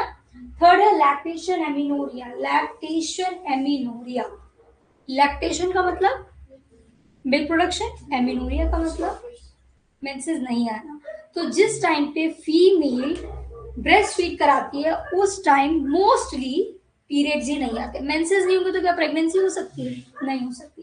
एब्सेंस ऑफ मेंस्ट्रुएशन, ऐसा क्यों होता है, देखिए क्या होता है, लैक्टेशन कौन कराता है, कौन सा हार्मोन, प्रोलैक्टिन। जब ये प्रोलैक्टिन ज्यादा रहता है तो ये जीएनआरएच की प्रोडक्शन कम कर देता है और एफएसएच एनालिसिस ज्यादा नहीं होते। जब ये दोनों कम रहेंगे तो मेंसेस ही नहीं आएंगे।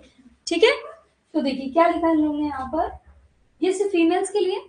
नेचुरल मेथड में हमने 3 पढ़ा, periodic abstinence which is for both male and female. फिर विड्रॉल मेथड जो था वो किसके लिए था, और लैक्टेशन एमिनोरिया ये भी रिवर्सिबल है एंड शॉर्ट टर्म है।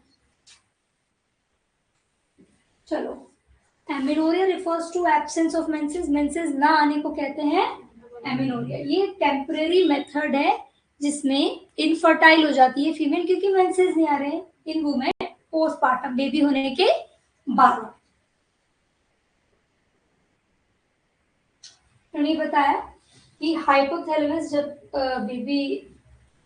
फीड करा रही होती प्रोलैक्टिन बढ़ा रहता है तो release of GnRH by hypothalamus कम हो जाता है। प्रोलैक्टिन की वजह से गोनाडोट्रोपिन रिलीजिंग हार्मोन जो है हाइपोथैलेमस इसका प्रोडक्शन कम कर देता है, जिसके वजह से luteinizing hormone and follicular stimulating hormone भी क्या हो जाता है, कम हो जाता है। रिजल्ट इसका क्या आता है, ओव्यूलेशन ही नहीं हो रहा और मेंस्ट्रुएशन ही नहीं हो रहा। Therefore, the chances of conception are very low during intense lactation period. जिस टाइम विमेन पूरी तरीके से एक्सक्लूसिवली ब्रेस्ट फीड करा रही है, हार्मोनल डिस्टर्बेंस की वजह से मेंसेस नहीं आते और इस वजह से प्रेग्नेंट होने के चांसेस। समझ में आया लैक्टेशन एमिनोरिया क्या है।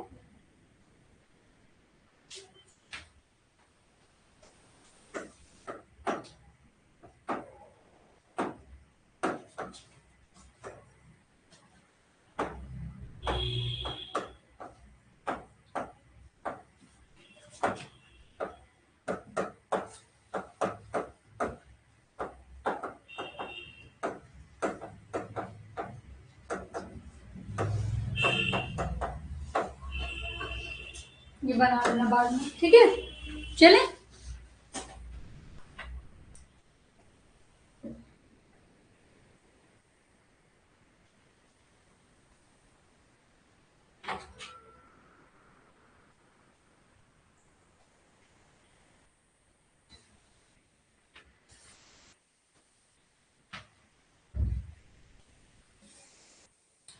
अब लैक्टेशन एमिनोरिया के बारे में कहा है, लगभग बेबी होने के 6 महीने बाद तक, लिख रहे थे कोई कुछ लिख रहा था, इन्होंने कहा है कि when sperm reach the ampulla during this period there is no ovum। जब इस टाइम पे स्पर्म अगर कोई क्वेश्चन करता भी है और स्पर्म अगर पहुंच भी जाता है एम्पुलर रीजन तक फैलोपियन ट्यूब के तो वहाँ ओवम ही नहीं रहेगा फर्टिलाइज करने के लिए। ड्रॉबैक ऑफ दिस मेथड, इस मेथड का नुकसान क्या है, ये है, it has been reported to be effective only up to maximum period of 6 month. Baby होने के 6 महीने बाद तक ही चांसेस है कि ये मेथड एक्ट करे, है ना। इसके बाद ये इसका ड्रॉबैक है ना, कि 6 महीने तक की चांसेस रहते हैं, उसके बाद सारे हार्मोन अपने बैलेंस होने लगते हैं और फिर सब ओव्यूलेशन मेंस्ट्रुएशन सब वापस होने लगता है। ठीक है, तो भाई आंसर जल्दी। 10 to 17 है। हाँ। अब पहला हमारा नेचुरल मेथड कंप्लीट हो गया। ठीक है, तीनों नेचुरल मेथड कौन कौन थे उनके नाम बताओ जल्दी से। एक तुम बताओ सृष्टि। एब्स्टिनेंस, पीरियोडिक, हाँ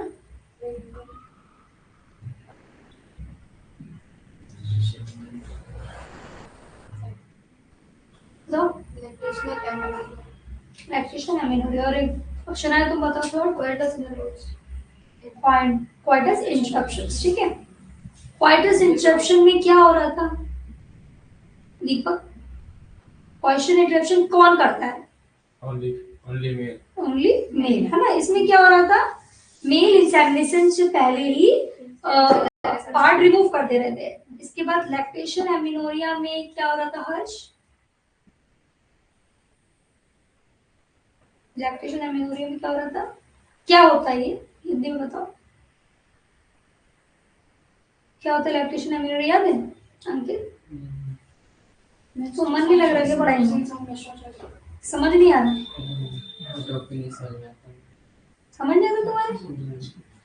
क्यों? मतलब जैसे मैं पढ़ा रही हूँ वो नहीं समझ में आ रहा कि कोई और रीजन है? मैं फिर से समझाऊं? मैं कब देखूंगा वीडियो। ठीक है, तो लैक्टेशन एमिनोरिया हो गया हमारा। और क्या पूछ रही थी? लैक्टेशन एमिनोरिया पूछ, क्या होता है शनाया उसमें? इसमें जो हार्मोन होते हैं वो इम्बैलेंस हो जाते हैं, तो मेंस्ट्रुअल साइकिल वगैरह होती नहीं। अगर उस टाइम पे अगर वो होता है, स्पर्म आता भी है तो इंटरकोर्स होता है पर ओवम नहीं बनता, तो जैसे प्रेगनेंसी के चांसेस। ठीक है, लैक्टेशन एमिनोरिया और क्वेश्चन इंटरप्शन हो गया। एंड पीरियोडिक एब्स्टिनेंस में क्या हो रहा था? क्या नाम है तुम्हारा? पीरियोडिक एब्स्टिनेंस में क्या हो रहा था? थोड़ा सा बताओ, कुछ पढ़ा, कुछ याद है उसके बारे में? क्या होता है दीपक पीरियोडिक एब्स्टिनेंस पे? ये ओनली फीमेल में होता है। मतलब ये सिर्फ फीमेल कर सकती है। हाँ। इसमें क्या होता है? नहीं यार, ये सिर्फ फीमेल होता नहीं है। क्या होता है अंजलि इसमें? क्या होता है खुशबू इसमें? पीरियोडिक साइकिल के मेंसेस के 10 से 17 दिन के बीच में क्वेश्चन को अवॉइड किया जाता है ताकि प्रेगनेंसी ना हो। ठीक है, चलो ठीक है। नेचुरल मेथड यहाँ कंप्लीट हो। नेचुरल मेथड तीनों लिख लिया आपने? नहीं लिखे? तो लिखो जल्दी जल्दी। ये लिखो, थर्ड ये लिखो।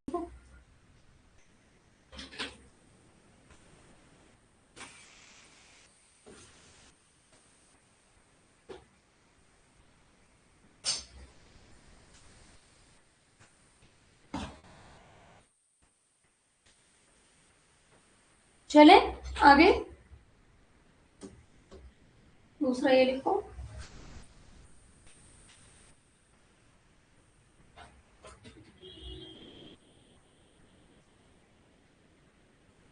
चले आगे, ये तीनों मेथड।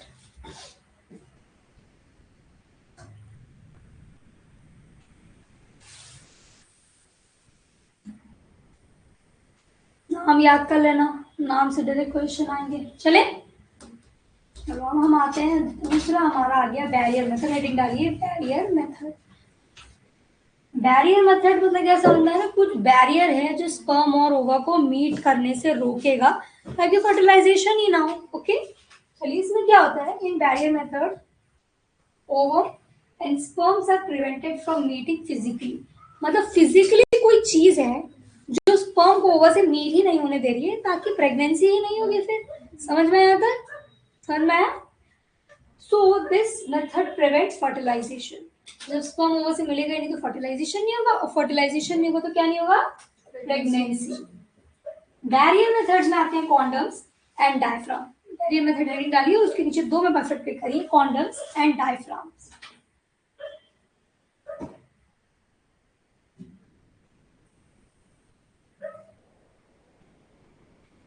हो गया।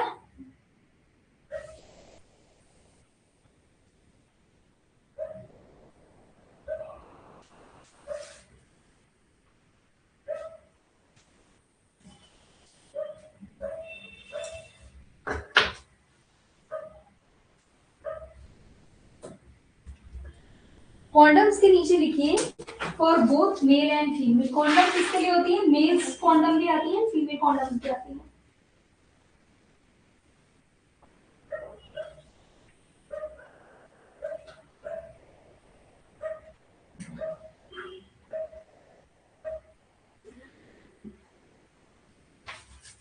चलो मेल फीमेल लिख लिया, तो क्या लिखा है, condoms are for both male and female. ये एक रिवर्सिबल मेथड है, और जब तक आप इसको यूज करोगे मतलब ये तब तक ही इफेक्टिव है। तो ये कैसा है, शॉर्ट टर्म, ठीक है। चलो ये condoms male female, female condoms उनको फेमिडॉम्स भी बोलते हैं। अब मेल कॉन्डम क्या करती है, पीनिस को कवर कर देती है, तो जो सीमेन रिलीज होता है वो फीमेल रिप्रोडक्टिव ट्रैक्ट में एंटर ही नहीं होता। फीमेल कॉन्डम क्या होती है, ये वेजाइना या सर्वाइकल एरिया जो है, सर्विक्स, इसको फीमेल के कवर कर लेती है, इस वजह से स्पर्म की एंट्री ही नहीं होने देती। देखिए फीचर कैसा होता है कॉन्डम में, यूजली ये लेटेक्स का, ये रबर का बना होता है, ठीक है, और थिन रहता है, काफी थिन रहता है। ये बिफोर क्वेश्चन यूज किया जाता है मेल या फीमेल के द्वारा। ये प्रिवेंट करता है स्पर्म को फीमेल यूट्रस तक पहुंचने से, और इस तरीके से फर्टिलाइजेशन नहीं होती, ठीक है, समझ में आया। अब दूसरा है, देखिए एग्जांपल है निरोध। निरोध इंडिया का फर्स्ट कॉन्डम है जिसको मैसिवली डिस्ट्रीब्यूट किया गया था 1963 में, ठीक है। एक सहेली याद रखना है, हार्मोनल की नॉन, और ये जो कॉन्डम का एग्जांपल रखेंगे निरोध, जो कि डिस्ट्रीब्यूट कराया गया था गवर्नमेंट के द्वारा। अब टाइप्स ऑफ कॉन्डम किस किस तरीके की आती है, देखिए latex, plastic, lubricated and spermicide coated. इनका मतलब समझेगा पहले latex, these are the most common type of condom. तो अगर क्वेश्चन आए कॉन्डम के ऊपर कि which is the most common thing which is used to make condom, वो क्या रहेगी, लेटेक्स। सबसे कॉमन कौन सी कॉन्डम्स रहती है, लेटेक्स कॉन्डम। दूसरी है प्लास्टिक, ये गुड अल्टरनेटिव है, लेटेक्स अगर नहीं अवेलेबल है, ठीक है। ल्यूब्रिकेटेड मतलब condom is coated with lubricant which reduce the friction during intercourse. फिर है spermicide coated, condom coated with chemical, ऐसे केमिकल्स उस कॉन्डम पे कोटेड रहते हैं जो कि किल ही कर देते हैं स्पर्म को, तो इस तरीके से क्वेश्चन प्रेगनेंसी नहीं होगी। सम पीपल एक्सपीरियंस, कई लोगों को कॉन्डम के यूज से एलर्जी हो जाती है, जैसे कि इचिंग, रेडनेस या स्वेलिंग, ये लेटेक्स की वजह से होती है उन लोगों जिनको लेटेक्स से एलर्जी है, ठीक है। According to 2016 review, the allergy में अकर इन अराउंड, छोड़ो ना, चलिए एडवांटेज क्या है कॉन्डम के। सबसे पहला, ये प्रेगनेंसी अवॉइड करने के अलावा सेक्सुअली ट्रांसमिटेड डिजीज से भी इंसान को प्रोटेक्ट करता है, ठीक है। ना तो प्रेगनेंसी से भी बचाता है, सॉरी प्रेगनेंसी से भी बचाता है और एसटीडी से भी बचाता है। Easy to access and dispose, easily इसका यूज किया जा सकता है, डिस्पोजेबल भी सेल्फ किया जा सकता है। लास्ट है कैन बी सेल्फ इंसर्टेड, ये किसी और की जरूरत नहीं है इसके लिए, आप खुद इसको यूज कर सकते हो, तो इस तरीके से प्राइवेसी मिलती है एक इंसान को, ठीक है। इन्होंने कहा मेल कॉन्डम्स की एफिकेसी, मतलब प्रेग्नेंट ना होने के चांसेस मेल कॉन्डम से ज्यादा है as compare to female condom, दोनों के परसेंटेज लिखे हुए हैं। तो जो कॉन्डम है 98% इफेक्टिव होता है, most used, most appropriate way to prevent pregnancy, है ना। चलिए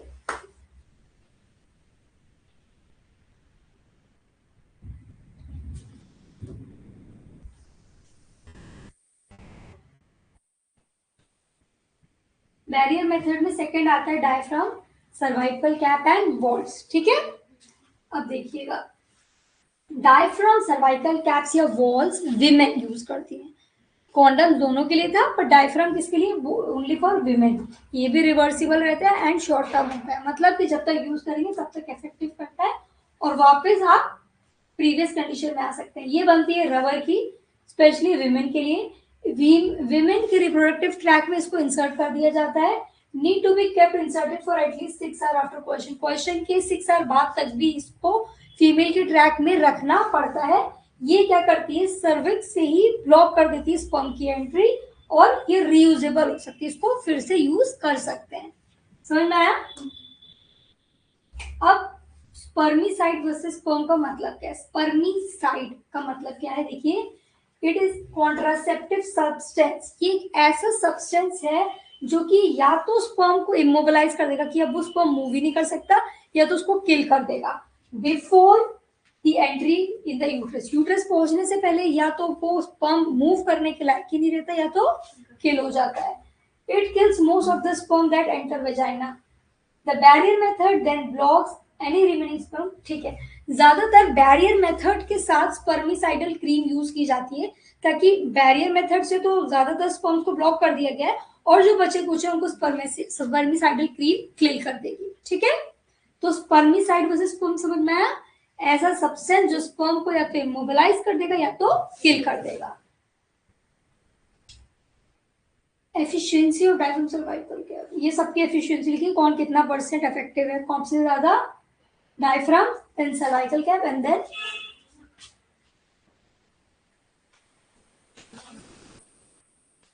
आंसर बताओ। All the above.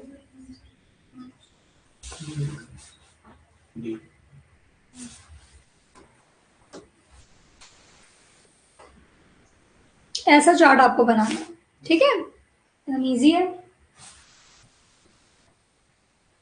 चलो, यहाँ हमारा फर्स्ट पार्ट खत्म हुआ। 2 मिनट का ब्रेक लेंगे, इसको रिवाइज करो।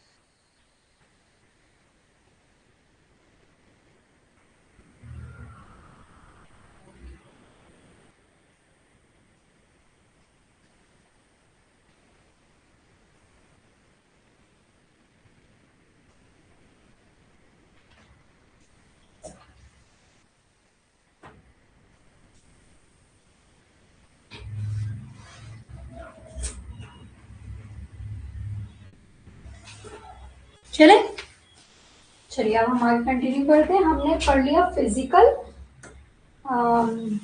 एंड बैरियर मेथड, ठीक है।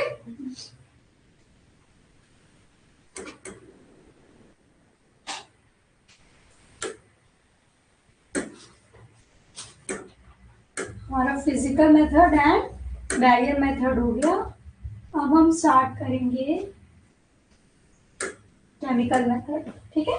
Third is the chemical method. Chemical की हेल्प से किस तरीके से प्रेगनेंसी अवॉइड की जाए, देखिए। Contraceptive in which chemical constituents are used to prevent fertilization and avoid implantation. ऐसा तरीका जिससे केमिकल यूज करके प्रेगनेंसी अवॉइड की जाए, इसको कहते हैं केमिकल कॉन्ट्रासेप्टिव्स। दो तरीके की होती है, हार्मोनल या स्टेरॉइडल, नॉन हार्मोनल या नॉन स्टेरॉइडल। नॉन हार्मोनल का एग्जांपल बताइए, है ना। Contraceptive without steroidal chemical composition are non hormonal, जिनमें स्टेरॉइड्स नहीं होते वो है नॉन हार्मोनल। केमिकल कॉन्ट्रासेप्टिव जिनमें स्टेरॉइड केमिकल्स रहते हैं, इनको कहते हैं हार्मोनल। स्टेरॉइड्स ये एक ऑर्गेनिक सब्सटेंस होते हैं having a chemical structure based on 4 rings, मत पढ़ो इसमें, ठीक है। तो दो तरीके के केमिकल कॉन्ट्रासेप्टिव्स हैं, हार्मोनल एंड नॉन हार्मोनल। जो हार्मोनल है इनमें स्टेरॉइड्स प्रेजेंट होते हैं, जो नॉन हार्मोनल है इनमें स्टेरॉइड्स एब्सेंट रहते हैं, जैसे कि सही। प्रोजेस्टेरॉन केमिकल्स मतलब कैसे, ईस्ट्रोजन प्रोजेस्टेरॉन के कॉम्पोजिशन। प्रोजेस्टेरॉन क्या होता है, ये एक नेचुरल या फिर सिंथेटिक स्टेरॉइड हार्मोन है जिसको प्रोजेस्ट्रोजन, जो कि किसके तरह होता है, प्रोजेस्टेरॉन की तरह। प्रोजेस्ट्रोजन क्या है, ये एक सिंथेटिक स्टेरॉइड हार्मोन है जो होता है प्रोजेस्टेरॉन की तरह, ठीक है। नाम से सेम सेम लग रहा है, progesterone, progestogen. It also refer to as gestrogen या गेस्टेजन, एक्स्ट्रा प्रोजेस्टेरॉन से प्रोजेस्टेरॉन। चलो, हाउ डज इट वर्क, ये प्रोजेस्ट्रोजन काम कैसे करता है। Taking small dose of progestogen or in combination with estrogen release hormone bloodstream and estrogen. जब continuously female थोड़े थोड़े अमाउंट में प्रोजेस्टेजन या फिर प्रोजेस्टेजन प्लस ईस्ट्रोजन लेती रहती हैं, तो इनके ब्लड स्ट्रीम में ये एंडोक्राइन सिस्टम की तरह काम करता है। क्या होता है, progestogen inhibits ovulation and implantation of thus prevent pregnancy. जब पिल्स के फॉर्म में रोज रोज थोड़ा थोड़ा अमाउंट में लेते रहते हैं तो ओव्यूलेशन नहीं होता, और ओव्यूलेशन नहीं होता तो प्रेगनेंसी, समझ में आया कैसे काम करता है ये। अब देखिएगा, progesterone act like progesterone, it inhibits GnRH release from hypothalamus. अब मैंने आपको बताया था जब एक्सेसिव प्रोजेस्टेरॉन हो जाता है तो वो जीएनआरएच के पास जाके कहता है हाइपोथैलेमस के पास जाके कहता है गोनाडोट्रोपिन रिलीजिंग हार्मोन कम करो, फिर एलएचएल एफएसएच कम होता है, इस वजह से आगे ओवरीज में चीजें ही नहीं होंगी, नेगेटिव फीडबैक ऑफ प्रोजेस्टेरॉन। समझ में आया। नो जीएनआरएच, अगर मैंने वही बता दिया आपको पूरा, progesterone maintain pregnancy, absence of progesterone helps in contraception. अब ultimately progestogen, LH, FSH, oestrogen, progesterone सबको ही कम करता है, तो किसी भी तरीके से प्रेग्नेंट होने की एक कंडीशन ही नहीं बनने दे रहा। समझ में आया।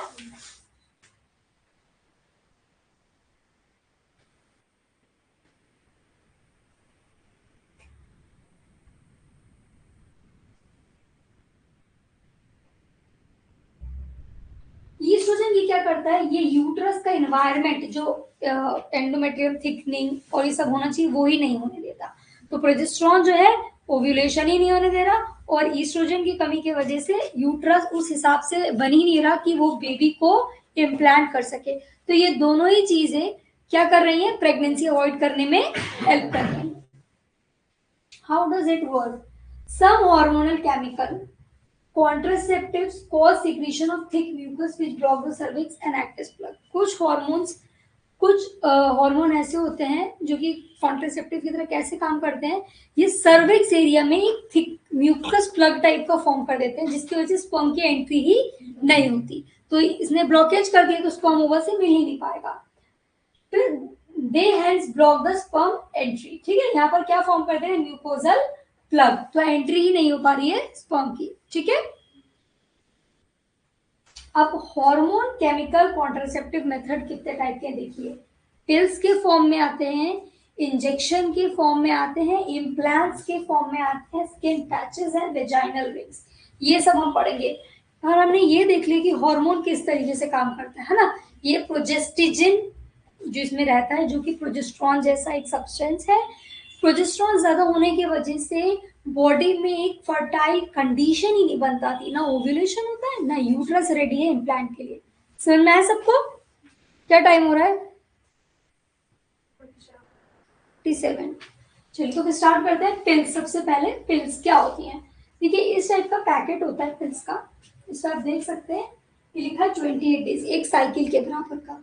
तो वुमेन क्या करती हैं, डे 1 2 3 ऐसे करके पिल्स लेना स्टार्ट करती हैं, और जब उनका ये लास्ट वाला है जिसमें मेंसेस आते हैं, उस टाइम पे कुछ टैबलेट के पैकेट ऐसे होते हैं जिसमें सिर्फ यहीं तक रहता है, यहाँ तक, है ना। और कुछ ऐसे होते हैं जिनमें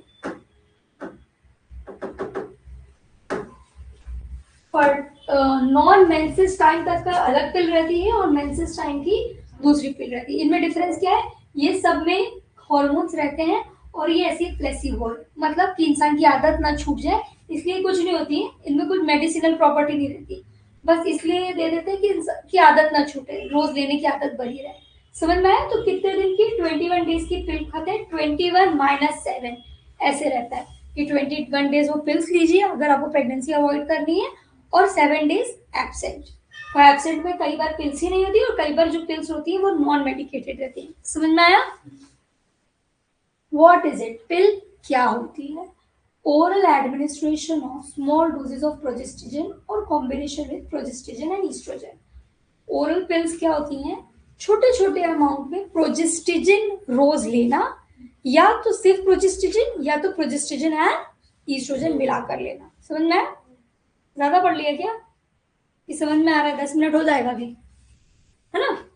चलिए कल ये आपका चैप्टर आएगा इसलिए मैंने इतना सारा पढ़ा दिया आप लोगों को, कुछ तो कर लो कल रिवीजन करके।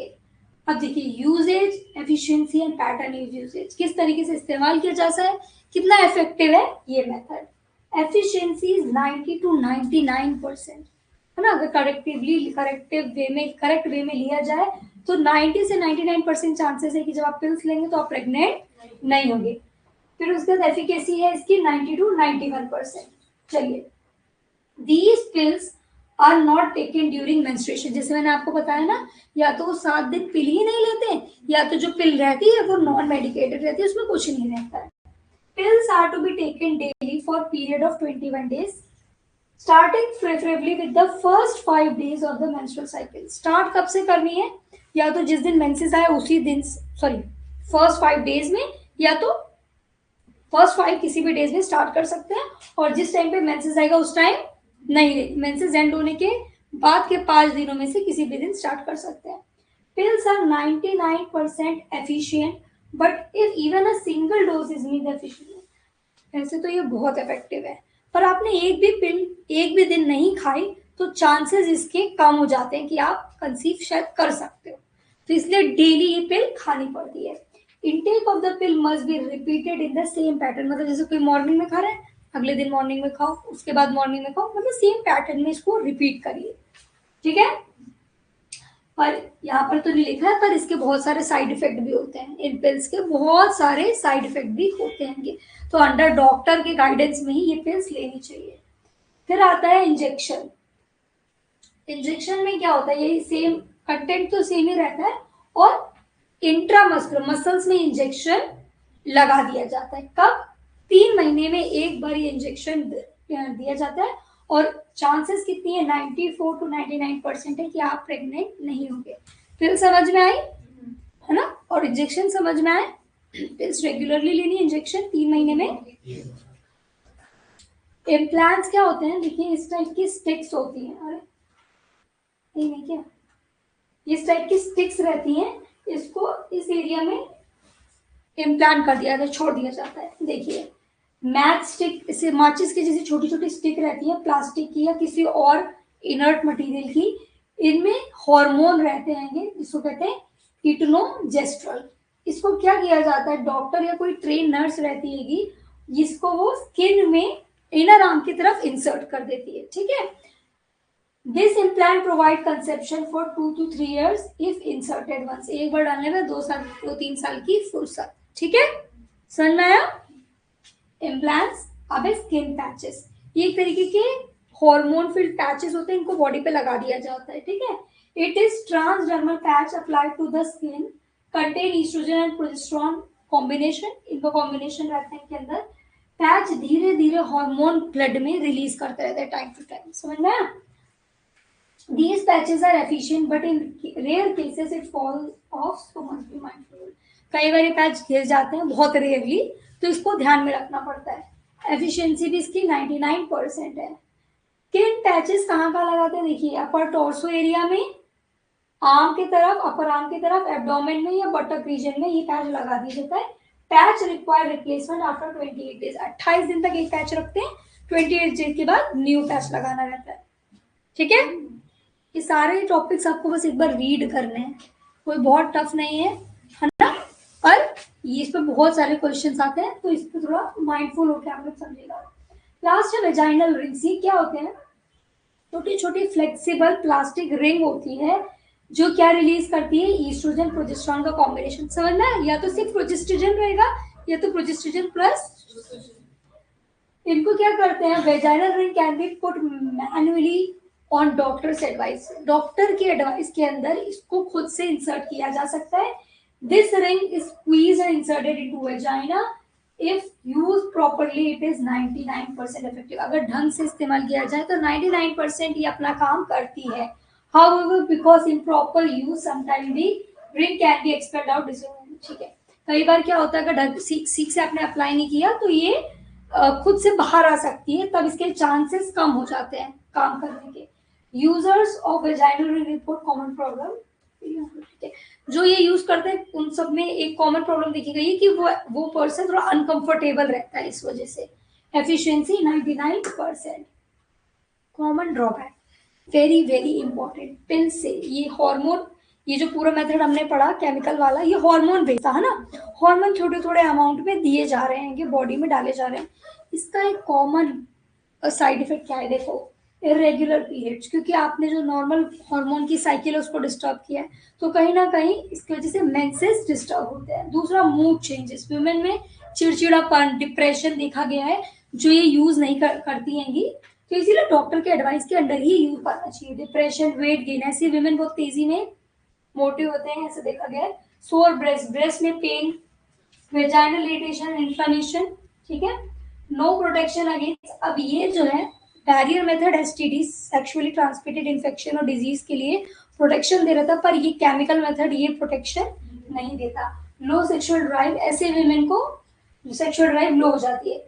माइग्रेन एंड नोजिया, सर दर्द, उल्टी, ये सब फील होता है, ठीक है। नॉन हार्मोनल भी हमने पढ़ लिया, सही, ठीक है। फर्स्ट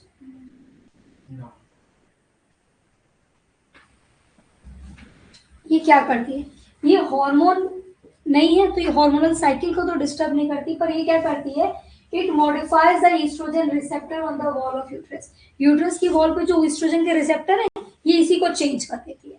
तो क्या होता है, modified receptor does not accept estrogen hormone, hence इस वजह से क्या होता है, जब ये हार्मोन, जब यहाँ पर स्विच ही नहीं है तो क्या मैं लाइट ऑन कर सकती हूँ, तो वहाँ रिसेप्टर ही नहीं है तो सिग्नल ही नहीं जाता, तो वहां पर थिकनिंग ही नहीं होती एंडोमेट्रियम की कि वो बेबी को इम्प्लांट कर सके, हेंस नो इम्प्लांटेशन होता है, ठीक है। घर ही नहीं बना तो घर में आगे कैसे रहोगे, ये काम है नॉन हार्मोनल पिल का, ठीक है।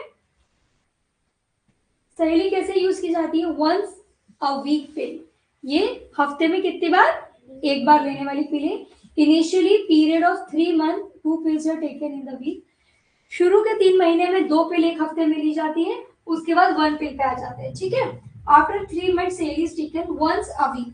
पहले के 3 महीने में 2 बार, फिर उसके बाद एक बार। For example if taken on Monday then every week 1। Drawback देखिए इसका क्या है, इसका भी ड्रॉबैक क्या है, वेट गेन और ऐसी में नोजिया और वोमिटिंग देखी गई है, अक्सर इनको फील होता है। अब ये स्पर्मिसाइडल फॉर्मुलेशन से हम कल पढ़ेंगे, ठीक है।